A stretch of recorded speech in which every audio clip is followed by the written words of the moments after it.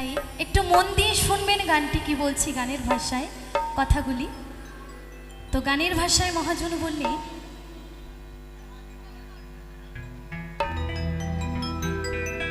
মনে যদি পচন ধরে, তাই তো বলছে মনে যদি পচন ধরে, তাই না? মনে যদি পচন ধরে ওরে গন্ধ কি রে পাওয়া যায়। মনে পচন ধরলে কেউ গন্ধ পাবেন কি? তাই তো বলছে চোখে তারে যায় না দেখা,